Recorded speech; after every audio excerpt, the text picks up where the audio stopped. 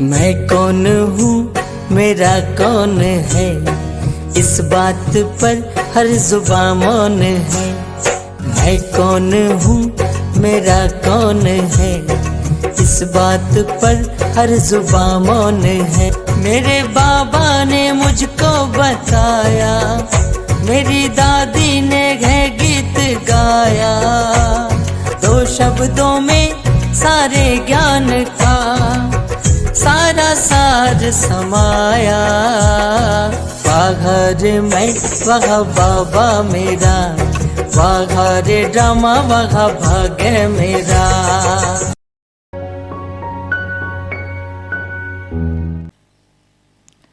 इतना समझा है, वो जो कुछ कर सकता है कोई नहीं कर सकता है।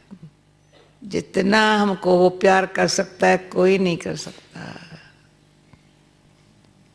जितना वो हमको खुशी दे सकता है कोई नहीं दे सकता है। विश्वास सदा सुखी बनाता है। तो बहुत काल से विश्वास रखने वाले के लिए औरों की भावना बैठती है। खुद निश्चय के बल से निश्चय, बुद्धि निश्चय वाली बनाई ज्ञान से, अच्छी तरह से, योग से। ज्ञान कहता है योग युक्त रहो, तो बुद्धि निश्चय वाली, कभी डाउट उठता ही नहीं है, कोई बात भी नहीं उठे, कभी नहीं उठे।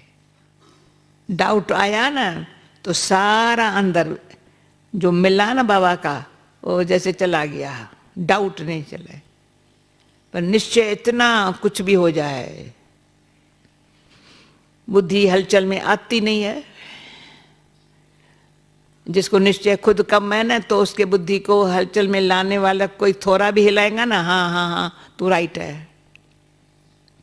और कोई निश्चय वाला जो है, संशय वाले को कैसी दी सुनाएगा, चिप क्या बता रहा है तुम।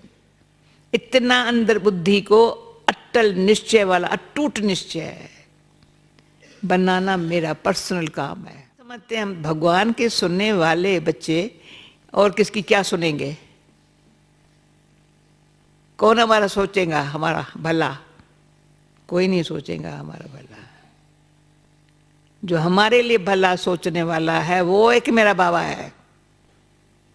अंदर से एक मेरा बाबा है, शांत कर।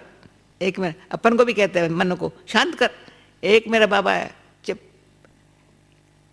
इतना महावीर महारथी बनना, तो मैं लाखों क्या करोड़ों के इसमें एक हूं, पर जिनके निमित्त बनूं ना, वो एक एक लाखों के। तो एक तो स्वयं को निमित्ता स्वरूप बनाना है, पर निमित्त ऐसा बनना है जो उनको देख अनेकों को अच्छा बाबा के लिए बड़ा प्यार पैदा हुए। अंदर आत्मा में इतना गुह्य ज्ञान भर जावे तो दिन प्रतिदिन आपके संकल्प न सिर्फ शांत होंगे, पर एक्यूरेट टाइम अनुसार होंगे, एक्यूरेट याद होंगी।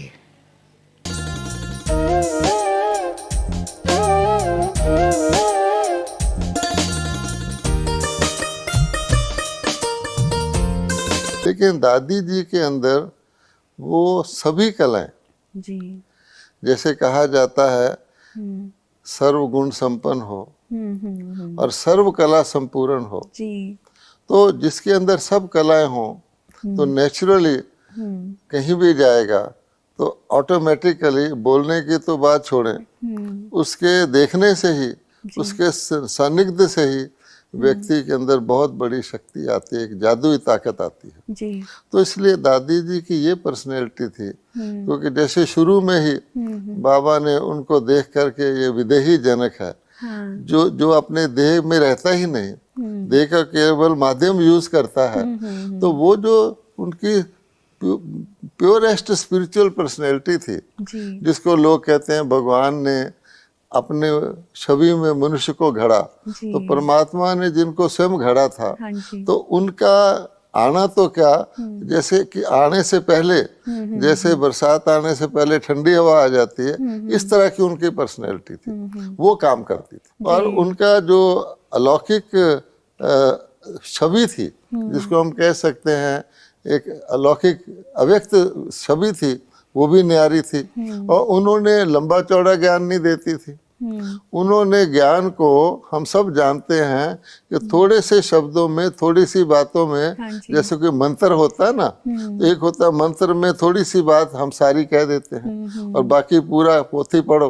तो उन्होंने हर ज्ञान की चीज को मंत्र में ढाला हुआ था, बोलने में, और जीवन में ढाला हुआ था। तो उनके जीवन को देखकर ही लोग बोलना तो सोचते नहीं थे, सुनने को तैयार हो जाते। आपने उनका अरब के शेखों के बीच में एक फोटो देखा होगा, जी, बिल्कुल। चारों तरफ वो शेख खड़े, अकेली दादी बीच में खड़ी है। हाँ जी। और वो मस्जिद में भी गई थी, हाँ। और उन्होंने जितने हृदय से अल्लाहू कहा था वो करके सुनाती थी। हाँ जी। तो भाव ये है कि वो पर्सोनिफाइड स्पिरिचुअलिटी थी, जी। और इसलिए और किसी में भेदभाव नहीं रखती थी। हाँ जी। तो जिस व्यक्ति में, जैसे कोहिनूर है, हीरे तो बहुत हैं, हम कहते हैं कोहिनूर बढ़िया हीरा है, तो इस प्रकार का वो उनका पर्सनैलिटी थी। तो वो अपनेपन से, जैसे मैग्नेट सुइयों को आकर्षित कर लेता है, तो उनके पहुंचते ही सब उनकी ओर आकर्षित हो जाते थे।